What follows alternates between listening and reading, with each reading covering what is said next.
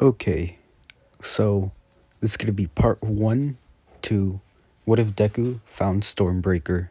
So let's get into it. Up and coming, ain't nothing, yeah, rookie of the year, I'ma keep it 100, cold-blooded, no budget, from nothing to something, I ain't bluffing, I got a full hand, and a full plan, I ain't gonna stop till I'm at the top, man, every single drop got me feeling awesome, I'm about to pop, started from the bottom, yeah, I wanna live, I'm cold inside, give all I have just to feel alive. I fight to live, I fight to strive. One day I'll have what I want in life. So sorry for not uploading, guys. I had a little bit of trouble uploading. If you like read my community tab, like you know why. But that's not important right now. Anyways, so the story would start off like in middle school with Deku, and everything would be the same as in Canon. And it's the last day of middle school. The teacher would say like, "Oh, what do you guys want to do after middle school?" Then he does the same thing as in Canon. He throws the papers up and says that he knows that they all want to be heroes. Everyone gets excited, and Bakugo would do his whole speech or whatever, like saying that he's better than everyone else. And then the teacher would say that that Midoriya is going to UA, and everyone would laugh like in Canon. And Bakugo would say like, you're even worse than everyone in here, and all that. Then the school day ends. Deku, he's walking home. He would get attacked by the sludge villain. And then All Might would appear, like in Canon. He would do the Texas Smash. He would save Deku. Deku would ask for his autograph. All Might would sign his notebook and all that. Deku would try to grab onto All Might's leg, but he couldn't in time. All Might was more in a rush. All Might was more. He was in a rush, so he jumped earlier than he did in Canon. So Deku didn't have enough time. So Deku would walk home. He would greet his mom and all that. A few hours would go by. Go by. It's now nighttime. Deku, he's just taking a walk around his neighborhood. And then he would hear something in the sky. He would look up and he would see something like flying through the sky. At first, he just thinks it's like just a shooting star, but then he would see that it's orange and it's getting bigger and bigger. And he would see it, like it would fly over him, and it would crash into like the woods nearby his house. So Deku would like run all the way over there to see what it was. He would get to like where the meteor crashed, and he would see like a crater, a meteor, and he would see that the meteor is like cracked, and like he goes up to it and like kind of like breaks like a few pieces off. Then he would see like metal, and then he would start digging or like breaking the meteorite even more, and then he would see that it's an axe. And Deku can hear like kind of like voices saying that to touch like the axe and all that. And when he does, he passes out, and he wakes up in his head. He sees a man. He sees Thor, Thor is like in the picture right now. And Thor's just looking down at Deku, and Deku's saying like, "What happened? Where am I?" And Thor would say like, "Calm down, boy. You're fine. So, you're the next wielder, huh?" And Deku would say, "Wielder? What do you mean?" And Thor would say that the next wielder to Stormbreaker. Deku would say, "Stormbreaker? What's that?" And Thor would say that it's the axe that you touch. It's a weapon of a god. It was my weapon. And Deku would say, "What, really? But you're a god?" And Thor would say, like, "Yeah, I'm Thor, the god of thunder and all that." And then Deku would say, like, are you serious? Like, you're a god?" Thor would say, "Yes. Now, my time has long, like, whatever." Like, he's just saying that he has died, or he's slowly dying, and he needs to find a new wielder for Stormbreaker, and Stormbreaker decided that Deku would be the most fitting because Deku has, like, the will to become a hero even though he has no quirk and all that. And Thor would be explaining that to Deku, that Stormbreaker has chosen Deku to become the next wielder, and and the axe deems Deku worthy of wielding and harnessing the power of the the god of thunder. And Deku is saying, like, like, you're, like, what's happening? I must be dead or something. And Thor would say, like, you're not dead. So do you accept, or you don't, or yeah, whatever. And Deku would accept the whole offer. It wasn't really an offer. He was kind of forced. And Thor would say, like, also that there's other villains that would be coming after him because of that they want Stormbreaker for themselves and all that. And Stormbreaker would grant Deku, like, the powers of like, his powers and all that, the power of lightning and all that. He would also explain that if anyone would try to, like, lift Stormbreaker up, they wouldn't, because Deku, Stormbreaker would only see Deku as worthy to lift it up. Only someone else that Stormbreaker deems worthy can pick it up and all that. So Deku would wake up. He's in his bed, and he, like, turns to his left, and he would see the Stormbreaker just next to him. He would kind of freak out. His He would, like, get up, and he would, like, lean against his wall, and he would say, like, "Whoa, so that wasn't a dream?" And he would, like, pick it up, and he would, like, he would say, like, "Huh, it's light. I didn't know it was this light." And Deku, like, he would, like, his mom would come in, and he would hear her coming, like, getting closer, so he would hide it under his blanket. And what is it? Inko, yeah. Inko, that's her name. So she would come in, and she would tell Deku that breakfast is ready and all that. Then Deku would get up, and I must say that, well, like, he gets up and he, like, goes to eat breakfast, and as, like, he's eating breakfast, he stretches a little, and he stretches out his hand, and then Stormbreaker would come crash or breaking through the wall of his room directly towards Deku's hand. And Deku would, like, be freaking out, and then his mom would, like, hear the commotion, and she would come in to see him, and she would say, like, "What's wrong?" And then she would see the giant axe, like, Deku having a giant axe, and then she would look at the wall and see and she would see it's broken. And she would, like, saying, like, she would say, like, Deku, like, what is that? And Deku would say, like, I don't know. And Inko would, like, tell, or she would get on the phone with the quirk doctor to make an appointment. So they go to the quirk doctor.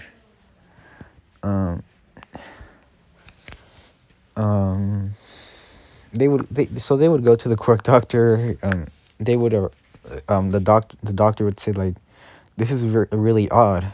Like, your son still has the joint in his pinky toe, like, directly, like, indicating that he has no quirk. But as you told us, and so like Midoriya can read, or the axe can be summoned, I guess, and all that. And Deku would have to do like a bit of demonstration. Like he would put like the Stormbreaker down, then he would like walk across the room and he would like summon it, I guess. He would like reach for it. Or he wouldn't reach for it. He would just put out his hand and it would just come, like Stormbreaker would just like fly towards Deku's hand. And the doctor would say, we'll have to do a few more tests to make sure to be sure and all that. So they do a couple more tests, and they would just indicate that Deku has a quirk now. So I don't know what his quirk would like. I don't know what his quirk should be called, but it's not a quirk. I just want to make that clear. They just think it's a quirk. So I would just say that the Deku would just name it the God of Thunder. God of Thunder, yeah, sure. So Deku would say that his quirk should be named God of Thunder, and the doctor would write the quirk as that and all that. So Deku, for the next 10 months, he would just be training with Stormbreaker. He would also for a couple of days he would just be like learning how to.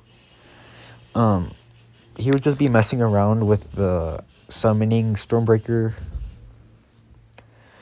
And eventually, Thor would just pop into his head, and Thor would say like, "You're doing this all wrong, Midoriya." Deku would say like, "What do you mean?" Or he would say like, who was that?" And Thor would say, "It's me, Thor. I'm in your head. Now calm down." And Deku would say, "Oh, like how are you talking to me?" Thor would say, "It's telepathic. I can talk through your head or through Stormbreaker. Right now I'm talking through your head." So Thor would say that Deku should not be messing around with Stormbreaker, and it's a weapon of a god, and it should not be like used as a play toy. So Thor would start explaining how to use it properly, how to shoot lightning, and right off the bat, like when Deku would like he would pick up Stormbreaker and like point it at something, and lightning would just shoot out of it, and the thing that he was pointing at would explode.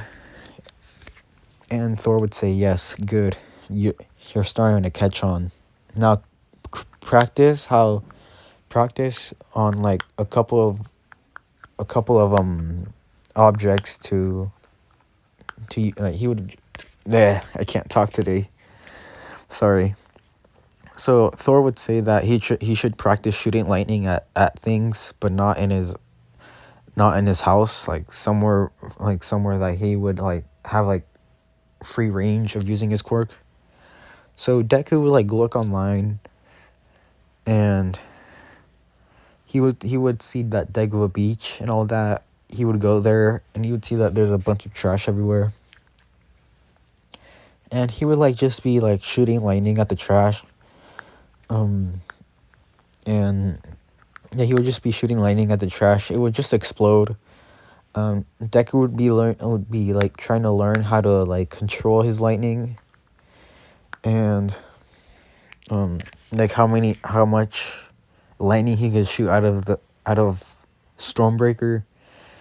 And also Thor would be teaching him how to fly. So Deku would have to like I don't know how Thor flies really, but Deku would just learn how to fly. At first he would just be like hovering above the ground, but eventually he would like get a decent control of flying. He can't fly like really fast, but he's still learning, so he still has enough time. So Deku eventually, after the 10 months, he would be able to fly as Thor would and all that. Like he can fly like Thor. He can um shoot lightning out of Stormbreaker. He can throw Stormbreaker like really far away. And Stormbreaker would be able to attack enemies like yeah, like Mjolnir. Yeah. So and Deku would be learning how to shoot lightning out of his hands rather than using just Stormbreaker. So it's a couple of days before the UA's entrance exams. Deku, he's preparing for the next few days because he knows that it's the entrance exams for UA. So he's trying to get a decent control over using lightning, using his lightning and all that. So Thor would like tell him to like clear his mind and to not think of anything and just think of like the lightning like coursing through your like body and all that. So Deku is concentrating. He's not thinking of anything. He closes his eyes and he's starting to feel the electric lightning all around his body. Then it would like a few sparks would like go around his arms, and then it would eventually cover his whole body. Of like sparks would just cover his whole body and all that.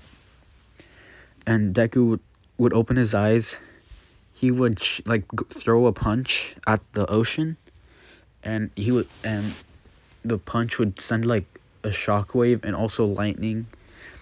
And I would say it's like the punch was like a 20% smash of One For All. So yeah. And so Deku would be doing that for the for the next few days. And Deku would get, I would say his power percentage right now is I would say 60% of One For All. And I would say that the power percentage of like Stormbreaker is just, I'm gonna say that's just 10% of his power. So Deku, he would arrive at the UA entrance exams. He would do the written test. I'm gonna say that he would get the highest score in there because he would have Stormbreaker and like Stormbreaker would like have like all his knowledge and all that, and it would give Deku the whole like knowledge and all that. So Deku would get he would get the highest score. Then the zero, not the 0 pointer, the robot test would happen. And I'm gonna say that Deku, he doesn't have, well, he does have it. So everyone, they're just wondering why he has like this axe on like with him. And I would say that Ito would come up to him and he would say that using weapons is not allowed. And then Deku would start explaining that this is his quirk and all that. And then Ito would apologize. And then the gates would open. President Mike would say go. And Deku would say, well, I gotta go, bye. And he would just fly off. Ito would be shocked. And Ito would say, like, I can't. I gotta stay focused. And then he would just run off too. So, Deku is flying around. He's shooting lightning from Stormbreaker and out of his hands at robots. He would throw Stormbreaker towards the robots, and Deku would be fighting robots that are closer to him. And people are just seeing this axe like flying around destroying robots, and they also see Deku shooting or destroying robots as well. Deku is making them like explode and like punching them into the air. And yeah.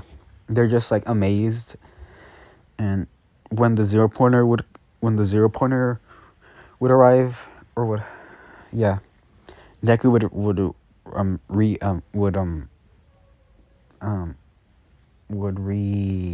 or he would just summon Stormbreaker back. And he would see that Uraraka is trapped under the rubble.